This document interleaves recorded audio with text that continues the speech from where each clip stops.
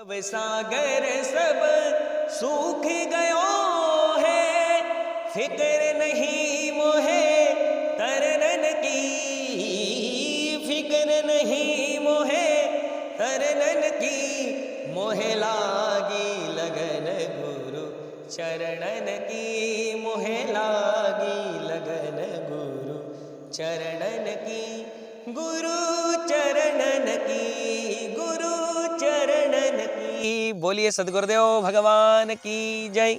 मात श्री नर्मदे हर। आप सभी सज्जनों का बहुत बहुत स्वागत है। जय जय श्री राधे। यह जो हमें मनुष्य शरीर मिला है, इसका महत्व क्या है? 84 लाख योनियां भोगने के बाद हमें यह मनुष्य शरीर प्राप्त हुआ है। और बड़ी ही अच्छी बात है कि जो मोक्ष का दरवाजा है, उस पे जो ताला लगा है, उस ताले की केवल एक चाबी है। चाबियां तो बहुत सारी है साहब, 84 लाख चाबियां हैं, लेकिन कोई सी भी चाबी उसमें फिट नहीं बैठती। उसमें केवल एक ही चाबी काम करती है, मनुष्य रूपी चाबी। और देखिए महाराज, यह मनुष्य तन रूपी चाबी हमें प्राप्त हो गई है।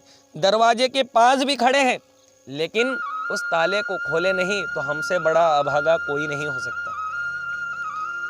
और देखिए, वह ज्ञान हमें कौन देगा? वह ज्ञान हमें देगा सद्गुरु। और बिना सद्गुरु की कृपा से हम उस मोक्ष को नहीं प्राप्त कर सकते। और जीवन में सद्गुरु का होना अनिवार्य है। अरे भैया, मनुष्य शरीर की महिमा का बखान तो देवता लोग भी करते हैं।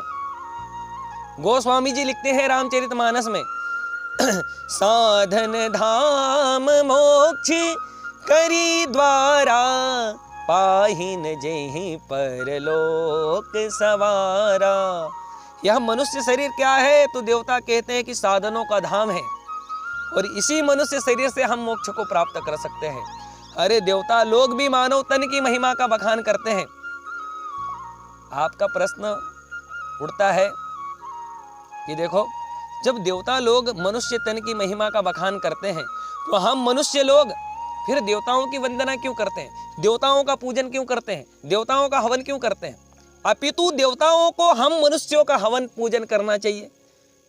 तो यह उल्टा कैसे हो रहा है? तो भैया, इसका समाधान यही है। अपितु देखा जाए तो देव शरीर ही श्रेष्ठ है। मनुष्य शरीर है लोहा और देव शरीर है चांदी। भैया, लोहे से अधिक कीमत चांदी रखती है, लेकिन यदि सद्गुरुदेव की कृपा हो जाए तो वह मनुष्य शरीर को भी चांदी देव शरीर से अधिक गुना महत्व उसका बढ़ा सकते हैं। इसी के माध्यम से एक कथा सुनिए।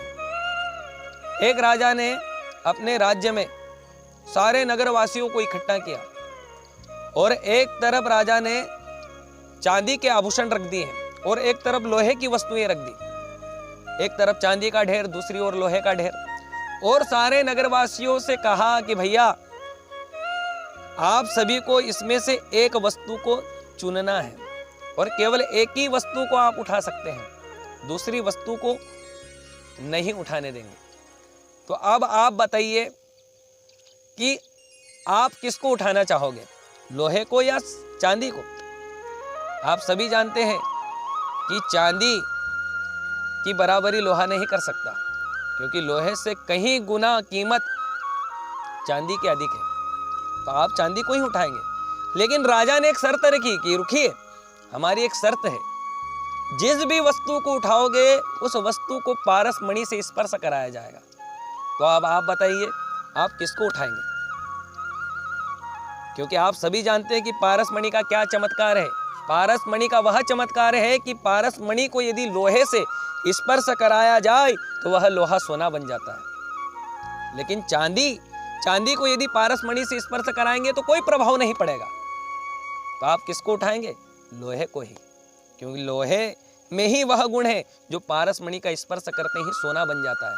तो फिर सारे लोग लोहे को उठाएंगे। ऐसे ही महाराज, मनुष्य शरीर है लोहा और देव शरीर है चांदी, लेकिन गुरु रूपी पारस मणि से यदि मनुष्य रूपी लोहे का स्पर्श करा दिया जाए तो वह सोना बन जाएगा, जो देव शरीर चांदी से भी कहीं गुना अधिक उसकी कीमत बढ़ जाएगी। तो गुरु का जीवन में यह महत्व है। इसीलिए तो देवता लोग भी मनुष्य शरीर की वंदना करते हैं, महिमा का गान करते हैं। और देखिए, एक सच्चे श्रेष्ठ गुरुदेव का जीवन में होना अति अनिवार्य है, क्योंकि गुरुदेव ही वह नौका है जो भवसागर से हमको पार कर सकते हैं। तो इसलिए वंदऊ गुरु पद पदुम परागा, सुरुचि सुवास सरस अनुरागा। इसी के साथ अपनी वाणी को विराम देता हूँ। जय जय श्री राधे। मात श्री नर्मदे हर।